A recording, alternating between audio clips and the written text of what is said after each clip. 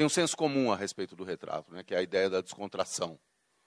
Todo mundo diz, eu não saio bem em foto porque eu não sou descontraído. Os grandes retratos que eu fiz não compactuam com essa ideia. Eu acho que, às vezes, o sujeito contraído pode surgir misteriosamente pode acontecer uma grande foto. E o retrato obedece é um encontro, e obedece à natureza dos encontros. Você nunca sabe o que vai encontrar pela frente, a não ser as suposições de quem é a pessoa que você vai receber. Você pode até estudá-la, né? A Annie Leibovitz estuda todas as pessoas com as quais ela vai fotografar, Você tem você tem as suas constantes, que é a luz, o que você imaginou, e você tem um mundo imenso de variáveis que é o encontro mesmo, propriamente dito, que aí você mais ou menos não sabe o que vai acontecer. Esse pequeno trecho aí do Roland Barthes, eu acho que define muito bem a situação que é estar diante de alguém que vai ser fotografado de ambos os lados da câmera. O que está atrás diria o que está dito aí, e o que está na frente compactuaria com o que está dito aí. Bom, vamos lá. Podia apagar a luz? Não. Ficou muito escuro? Ficou? Bom, vamos lá. Esse é o poeta João Cabral de Melo Neto, um poeta brasileiro super importante que eu fiz para o meu livro Jardim da Luz. E é uma série toda, essa é uma ideia de contração absoluta. Ele simplesmente não se mexeu durante todo o trabalho. O resultado é essa foto do lado esquerdo, que eu considero um dos grandes retratos meus. Ela está mostrada assim junto com a foto do Caetano, porque eu organizei o livro dessa forma em pares, porque é uma questão econômica mesmo, né? Que era um livro feito nos anos 90, não havia... os custos de impressão eram muito caros.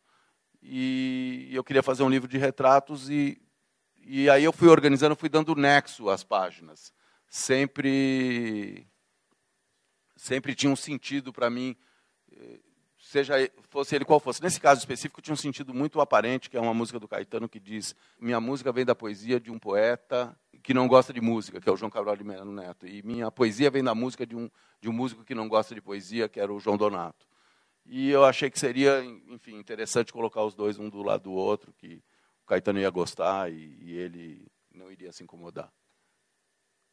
Lina Bardi e o Hélio Oiticica. Essa é uma história engraçada. Eu fui chamado. São fotos anteriores ao livro, depois eu acabei colocando no livro. São fotos dos anos 70. O Hélio Oiticica, isso foi uma matéria que eu fiz para a revista Vogue, que me pediram para procurar as pessoas, me deram uma lista de pessoas para eu procurar e perguntar a elas quais os objetos que elas mais gostavam. E eu fazia tudo sozinho, era tudo... Eles não pagavam filme, não pagavam revelação, então eu dividia o filme de 36 poses, 12 para cada um, para eu poder fazer e não gastar dinheiro. E eu mesmo produzia, eu telefonava, eu ia atrás, e eu liguei para todas essas pessoas e elas marcavam as fotos e tal. E o Hélio Oiticica, o objeto que ele mais gostava era esse pedaço de asfalto arrancado da Avenida Presidente Vargas na forma da ilha de Manhattan. E a Lina Bobardi era essa lamparinazinha pequenininha nordestina. Essa é a Malu Magalhães. Esse é o Wilson das Neves. Esse é o Emmanuel Angarro, um estilista francês, nos jardins da casa dele em Paris. Fotógrafo Otto Stupakov, numa foto premonitória, aliás, qualquer um seria, né? O Carlos Honorato, um lutador de judô. Ana Hickman. Os irmãos Campos, poetas concretos de São Paulo. Os Gêmeos. A Rita Lee, por um trabalho que eu fiz para ela mesma. O Isai Weinfeld, por uma revista Vogue. Na época que se fazia Polaroid, que era o nosso guia, né? Você fazia o Polaroid e depois você vê que era bem próximo mesmo que você via, né? É quase o digital já. Encaixava o Polaroid na câmera e na própria câmera que você faria a foto. Esse é o Azzedine Alaïa, o estilista francês, marroquino, na verdade tunisiano, né? Com um quadro do Julian Schnabel, sobre ele pendurado na parede lá atrás. Joãozinho 30 e o Rabino Sobel. Jean-Paul Gaultier. A brasileira Beth Lagardère, em Paris, no apartamento dela. Marcelo D2, Alexandre Rescovitch. Carolina Ferrazzi, a filhinha. Ana Beatriz Barros, numa homenagem. Quando a gente copia, a gente chama de homenagem. Homenagem a Natasha Kinski, numa foto do Richard Avedon, de 1900 dos anos 70. Hoje até li uma coisa sobre o Godard, que ele, quando estava filmando uma cena, ele estava diante de 1 milhão de cenas de filmes que ele tinha visto, que ele tinha digerido e deglutido, e que aquilo era uma síntese, junto com o olhar dele, era uma síntese de todas essas cenas. Eu acho que quando algum fotógrafo está diante de uma cena também, que ele clica, vem todo o arsenal, todo o repertório dele, tudo que ele viu, tudo que ele associado àquele momento e associado às ideias dele.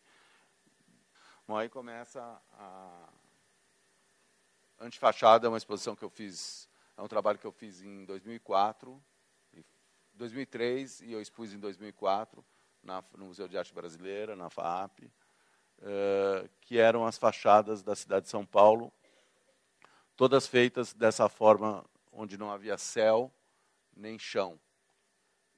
O trabalho, quando eu comecei o trabalho, eu tive um insight andando na rua num sábado de tarde, andando pelo centro.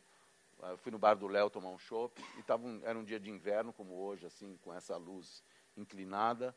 Eu olhei para aquilo e falei, eu quero fazer alguma coisa, porque, de uma certa forma, obviamente, não exatamente, não literalmente, mas, de uma certa forma, eu morava no Bom Retiro, que é um bairro ultracentral, com esse tipo de paisagem à minha frente. Não exatamente essa, mas com esse amassado, com essa falta de horizonte, com os prédios estatelados aí na sua frente. Bom, aí eu fiz uma série todas com câmera 8x10, que é uma câmera, não sei se vocês conhecem, vocês são jovens, é uma câmera do tipo antiga mesmo, parece uma câmera... Vai aparecer aí no making of. E filme, não era nada digital. E o que essa câmera dá? Ela tem uma altíssima qualidade. Essas fotos são bem grandes, e elas são fotos grandes para serem... Em geral, foto grande é para ser vista de longe. E essa qualidade que essa câmera dá é que as fotos são grandes para serem vistas de perto. Ou seja, de uma certa forma, isso que era público se tornou privado. Eu penetrei em todas essas moradias e escritórios, enfim. Essa foi a primeira foto que eu fiz para o trabalho. E foi daí que eu falei, acho que é por aí mesmo. Essa eu subi 3 vezes num prédio aqui na Rua da Consolação. Uma garagem, a primeira vez que eu fui, as fotos ficaram fora de foco, e você não tinha como ver. Hoje em dia, você vê a foto fora de foco, você repete na hora, né? Revelei, trouxe para o estúdio, estava fora de foco. Tremido, porque tinha muito vento lá em cima, e essa câmera é muito pesada, ela não aguentou, o tripé não aguentou estruturar ela. Aí estava fora de foco. Na segunda vez que eu subi, negociei com o guardinha noturno e tal, o diurno, no caso, o guarda diurno, negociei com ele. A segunda vez as fotos, entrou luz no chassi. Bom, a terceira vez ele me cobrou. Falou, não, agora para você subir aqui, você vai ter que pagar. Aí eu paguei, subi, e ele tinha toda a razão, né? E essas fotos são todas fotos, não tem uma montagem, são fotos de lugares que existem dessa forma. Essa todo mundo me pergunta se é montada. E não é. Não é. Era um negativo único, é. Eu cortava o cromo, é. São uns padrões que, no fim, assim, tem uma coisa super... acaba ficando meio abstrato, né? Esse edifício Zarzur no Anhangabaú. Esse é um prédio do Niemeyer lá no fundo, né? Isso parece uma vila italiana, né? Enfim. E aí a câmera 8x10, a gente no domingo trabalhava só quase fim de semana, né? O Pizza, né, que para quem conhece, eu ouvi alguém falando o nome dele aí. Era o meu assistente da época.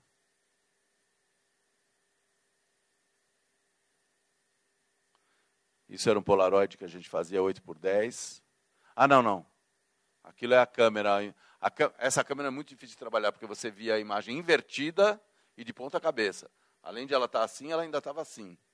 Então, é um exercício de fotografia, de conhecimento fotográfico muito grande, porque você tem que ter um poder de abstração e de conhecimento para saber o que vai dar no resultado. Hoje em dia, desculpa, sei que eu não sou contra a foto digital, mas eu acho que o que acontece hoje é que você, para ser fotógrafo, você não precisa saber nada. Você precisa ter um olho bom, de fato.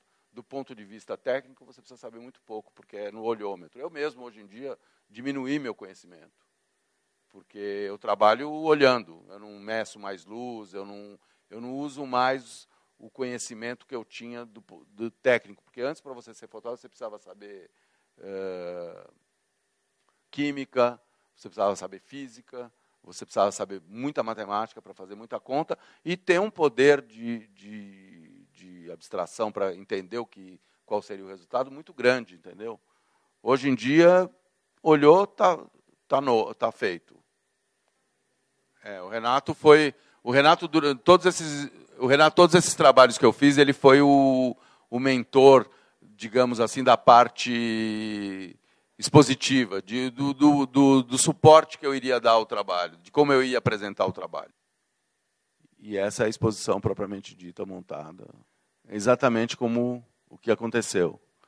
Era tudo muito mais escuro e só as fotos apareciam. Elas eram super recortadas, né? E olha o tamanho, isso não é backlight, é uma luz de cima. E olha o tamanho das fotos. E quando a gente montou, o André Weiner é que projetou para mim a exposição, quando a gente montou, ele era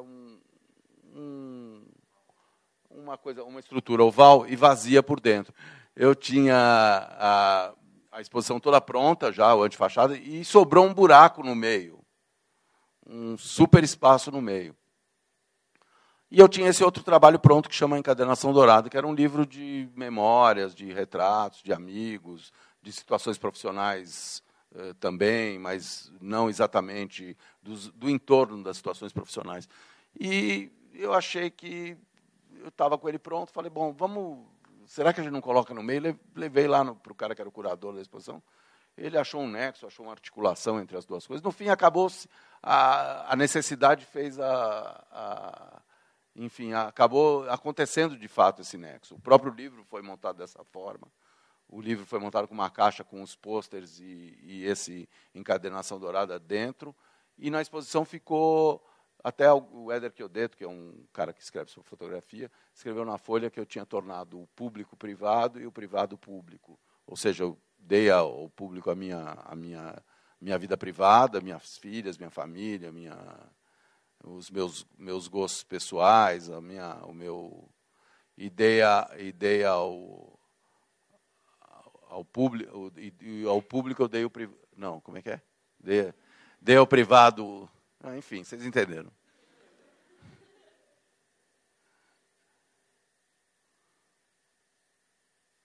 E isso realmente foi uma coisa incrível, foi um marco na minha vida profissional.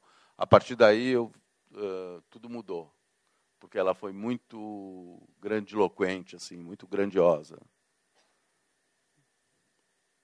E eu transitava mais nesse mundo mais da fotografia encomendada, da fotografia que tinha uma função específica, e passei também a encontrar um espaço para trabalhar, inventando os meus próprios trabalhos. Esse já era uma invenção anterior ao espaço que eu tinha, eu consegui o espaço, enfim.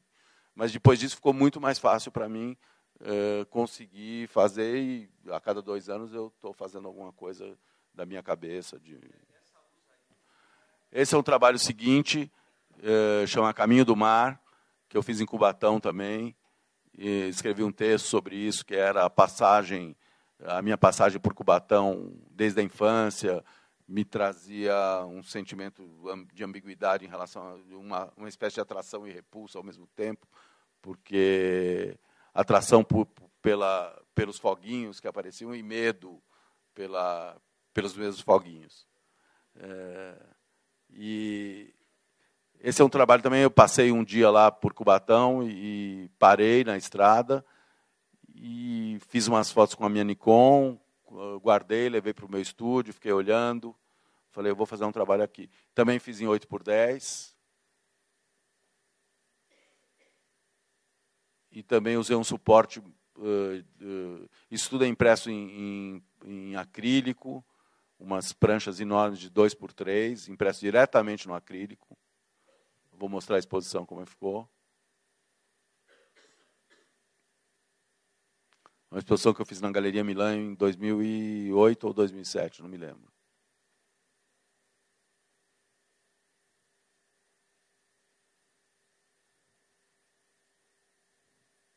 Essa é a montagem da exposição.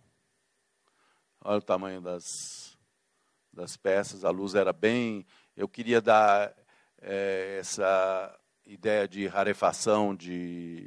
Então, a luz era bem curta, bem pequena. Você entrava nessa sala, tinha uma sensação muito grande de rarefação mesmo.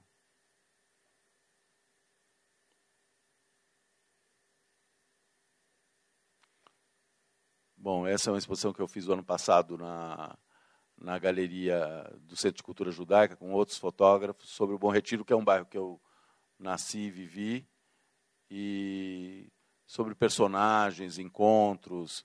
Tem fotos da década... Essas são fotos da minha infância, que eu fotografava da janela do meu quarto. Essa também. Essas são atuais. Aí teve um cotejo, essa também é da minha infância, teve um cotejo entre as fotos atuais e as fotos antigas. Uma exposição bonita, bem emocional, assim.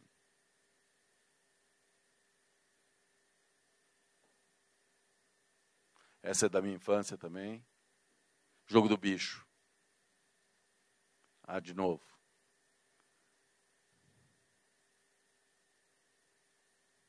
Essa é uma atual que parece da minha infância. Esse é o Instituto Cultural Israelita Brasileiro, que é a escola onde eu estudei.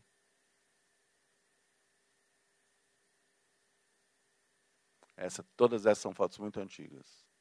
Essa era a vista do meu quarto, da minha infância. E eu tive, durante 20 anos, esses fios na minha frente. E, de uma certa forma, isso formou meu olhar. Eu acho obviamente, talvez seja até uma forçação de barra, mas eu acho um nexo incrível entre isso e como eu fotografo hoje em dia, entendeu? De que sempre tem alguma coisa também se interpondo entre eu e o sujeito, o objeto da minha foto, entendeu? E que isso, para mim, é muito natural. Aí, agora, eu vou entrar nessa parte onde que há uma encenação, onde a foto é dramatizada, onde tudo é meio teatral, tudo é ficção, quer dizer, esses compromissos com... É um jeito de usar a fotografia que não é exatamente os pressupostos ou as premissas que Cartier-Bresson e o próprio Sebastião Salgado preconizam. Do momento sagrado, do instante, quer dizer, eu uso a fotografia como um encenador, como alguém que está criando uma cena e dramatizando e cuidando de todos os detalhes para que aquela cena seja, enfim, tenha contundência, encontre um pacto com uma audiência, tenha ressonância, tenha um caráter além daquele que seja no qual ela foi criada, que é a encomenda sobre a qual ela foi criada. Em geral, as fotografias de moda, elas sempre são encomendadas. Não existe ninguém de moto próprio fazendo fotografia de moda. É sempre alguém que te encomendou. O que acontece? Se você faz uma coisa que, enfim, consiga... O Irving Penn, um grande fotógrafo americano, diz o seguinte: toda fotografia de moda é um retrato, todo retrato é uma fotografia de moda. Concordo plenamente com essa frase, porque a fotografia de moda é um retrato de uma época, é crônica de uma época, é expressão de um momento. E feita digamos, com transcendência, ela sai desse contexto dela da encomenda e passa a existir. Você vai hoje nos museus do mundo, tem fotos de moda em tudo quanto é lugar, que não, você não sabe qual o contexto na qual ela foi gerada. Ela saiu daquilo, ela existe per si. Enfim, é isso que eu, quando estou trabalhando, sempre estou pensando de uma certa... Às vezes não estou nem pensando, mas pode acontecer, pode não acontecer, enfim. Muitas vezes não acontece nada. Nem você realiza a encomenda e nem ela se realiza para, digamos assim, para a posteridade. Bom, essa é uma matéria minha de moda, acabou de sair na revista Bazar.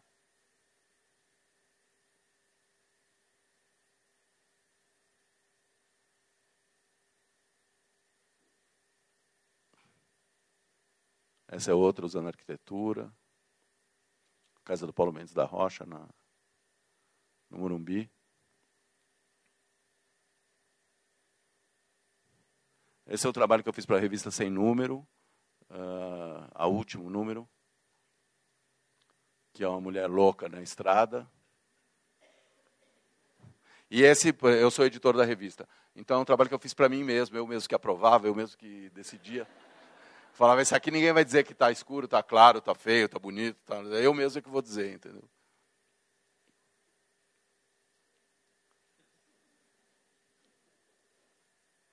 Esse é um para a revista Sem Número, no Museu de Zootecnia também, no Ponto Chique, no estacionamento do meu estúdio, no Maxud,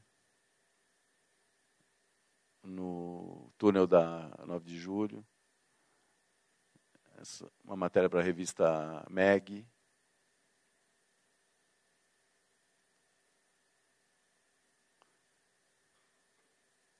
Essa foto de cima eu me lembrei de um filme também do Buñuel, Viridiana, que eu vi na infância ou na adolescência, e que tinha esse chapéu de freira, e você via ela um pouco sempre de meio de cima, assim, na hora me ocorreu essa foto também. Essa é uma matéria de moda que eu fiz com o estilista Pedro Lourenço, em cima da arquitetura do Barragán, a gente deu uma olhada e deu uma reinterpretada. Quando copia, chama reinterpretado, Fará? Revisitado, revisitado.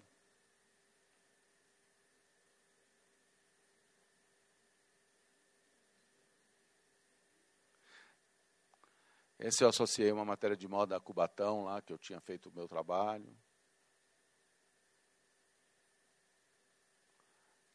Essa, como eu uso bastante arquitetura nas minhas fotos, na Natura.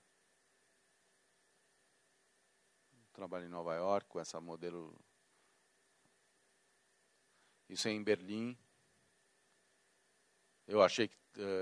eu gosto dessa relação que tem entre a blusa e a circulação, a coisa circular do edifício. O muro de Berlim. Sendo no Instituto Helmut Newton. Uma foto roubada também, não podia fotografar lá de jeito nenhum. Essa é uma foto interessante pelo nome da rua. É em Berlim Oriental. E quando eu era jovem, adolescente, eu era militante de esquerda, enfim. E Karl Marx, para mim, era uma coisa que não podia nem mencionar, né? Eu vivia na época da ditadura. Se falasse em Marx, era cadeia, né? E uma rua chamada Karl Marx me emocionou muito. Enfim, obviamente é uma heresia colocar uma fotografia de moda na frente da placa do Marx. Mas eu gosto de heresias. Enfim, uma matéria, essa é de moda também, todas. Essa é uma homenagem ao Yves Saint Laurent, feita no meu estúdio. Super dramatizada, super teatralizada, né?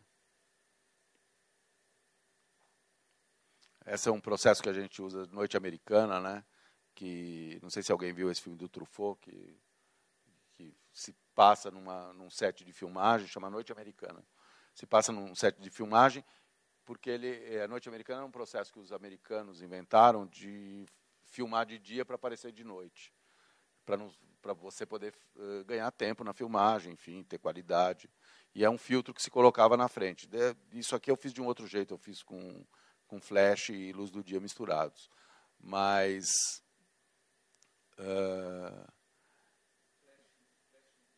o flash no primeiro plano, com velocidade muito alta, você fecha a luz do dia e dá essa sensação de noite.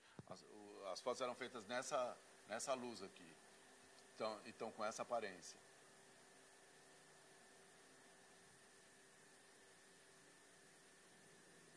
Essa é na casa da Lina, uma matéria chamada Tropicalismo para a revista Vogue.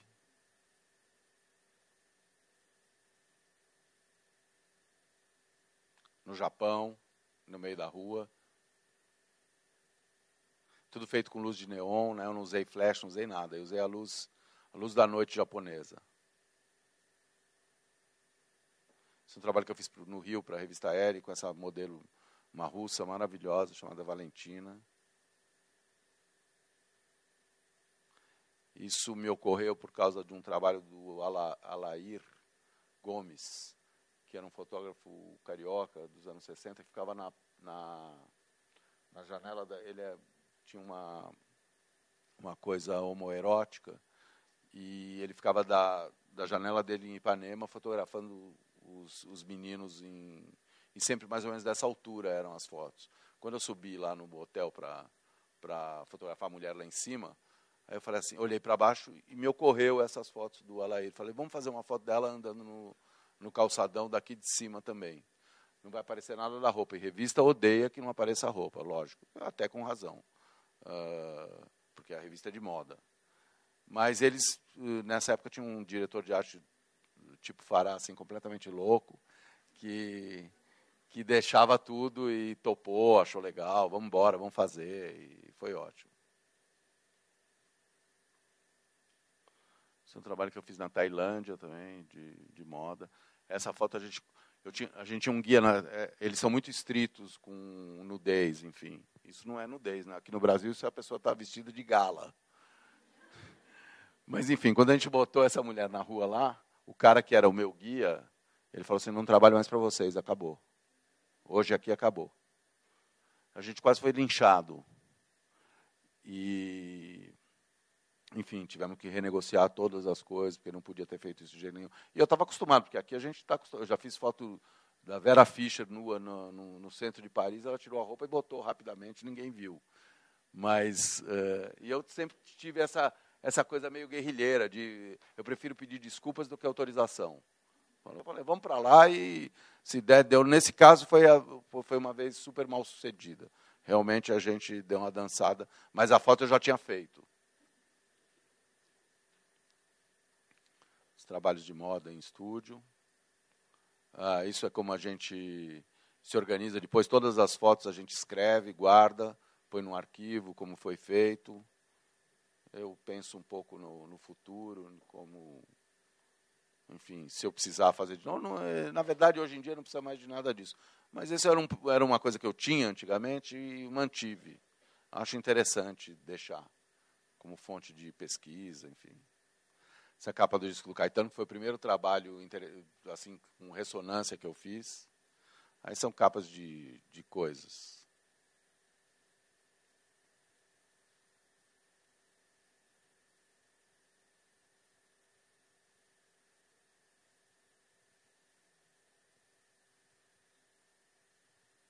Tem duas relações. Uma relação que é essa relação tem coisas muito diferentes. Por exemplo, a direção de arte de publicidade, por exemplo, é uma coisa clara, é uma relação... O cara nem quer que você participe muito. Hoje em dia, o fotógrafo de publicidade ele é um sampleador. Ele não é mais fotógrafo. Ele fotografa o braço, a perna, isso aqui, aí fotografa o fundo, aí os caras montam tudo. Se você dá a foto inteira, o cara não vai entender.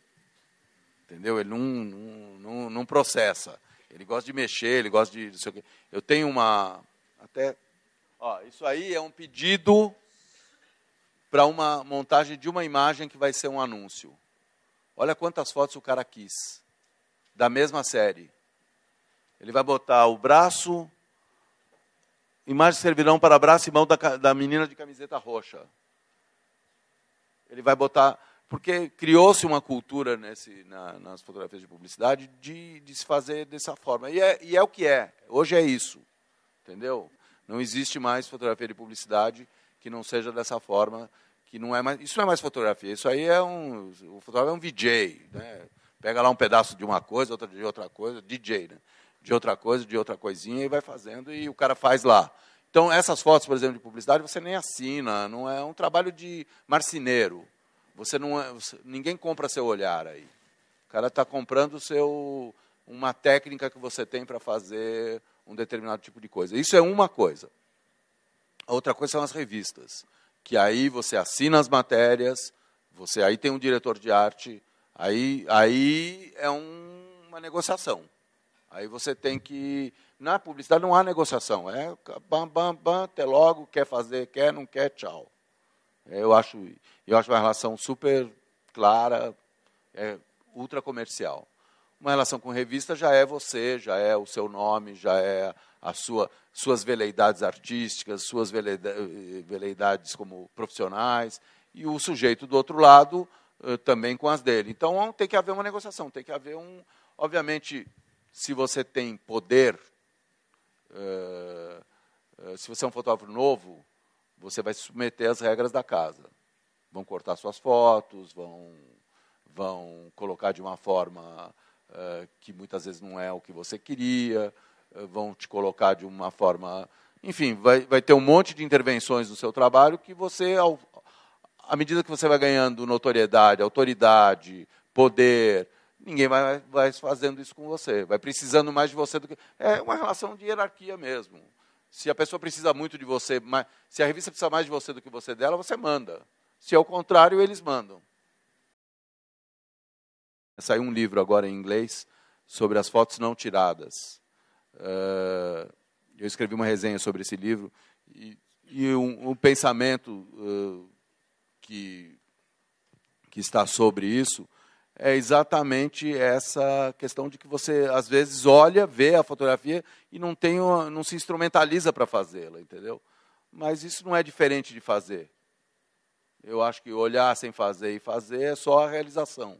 Mas, de toda forma, eu estou sempre olhando de uma forma que pudesse ser uma fotografia. Não porque eu queira, não porque eu olhe profissionalmente, isto aqui, é porque eu olho assim.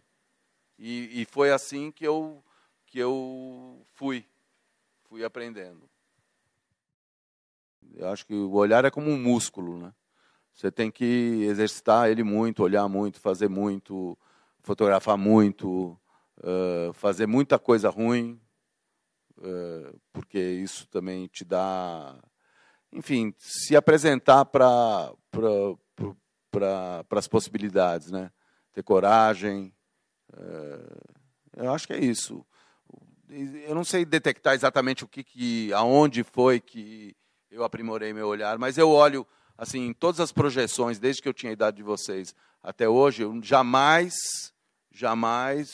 saberia que eu seria este fotógrafo que eu sou hoje.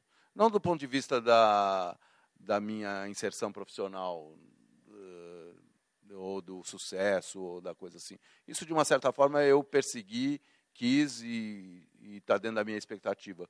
Mas de olhar as coisas da forma que eu olho, de ver as coisas, dos interesses que eu tenho, dos trabalhos que eu fui fazendo por minha conta, do tipo de como eu fotografo, mesmo fotografia de moda, como é que eu faço hoje. Essa coisa toda é imprevisível. Jamais eu previ isso e jamais eu persegui isso. Isso veio vindo na medida da minha evolução, ou involução, se ninguém gostar do que eu faço. Quando eu estou diante de uma cena, eu venho todo o meu repertório na cabeça, ou parte dele, ou alguma coisa dele, mas eu admiro e admirei muitos fotógrafos. Vou denominar. Assim, o fotógrafo de maior influência, que mais me impressionou a vida inteira foi o Richard Avedon, um americano que fazia moda e retrato. Irving Penn, Cartier-Bresson, nos últimos tempos, tem me impressionado muito. Eu no começo eu não gostava. Depois eu vim me afeiçoando ao modo dele, à forma como ele era livre com o trabalho, nessa área de fotografia contemporânea, eu gosto muito de um fotógrafo chamado Gregory Crewdson, que monta as fotos como produções de cinema. Lee Friedlander, que é um fotógrafo americano que eu também é meio... William Eggleston, Lee Friedlander, inúmeros fotógrafos de moda, Steven Meisel, que é um gênio, é um fotógrafo de moda genial. Enfim, cada hora eu olho para um.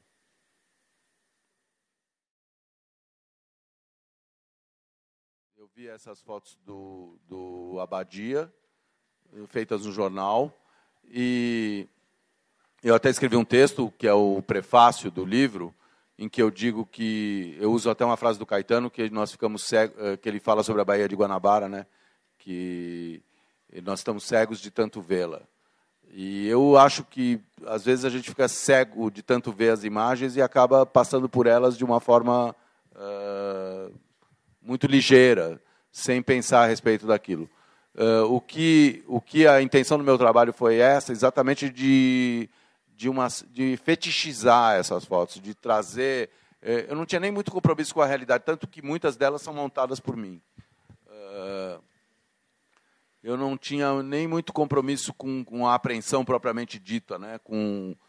Apesar de o que eu quis guardar como uma coisa de integridade é de que todos os objetos mostrados na coisa eram de fato objetos apreendidos, objetos, animais, fossem lá o que fossem. Eram todos de fato apreendidos e dentro da circunscrição policial. Do ponto de vista digamos, se o trabalho, da conotação do trabalho, do nexo do trabalho, eu acho que ele tinha esse sentido de ser uma porrada, de mostrar para as pessoas aquilo que elas veem muito ligeiramente, tanto na televisão como nos jornais, de que as pessoas parassem e olhassem para aquilo. Essa foi a forma como eu achei. E como... Aí, mas você é um fotógrafo de moda, você é um fotógrafo das mulheres, você é um fotógrafo... eu tenho várias alcunhas. Você é um fotógrafo, como é que você vai fazer isso? Eu faço porque eu quero. E eu sou um cidadão e eu posso.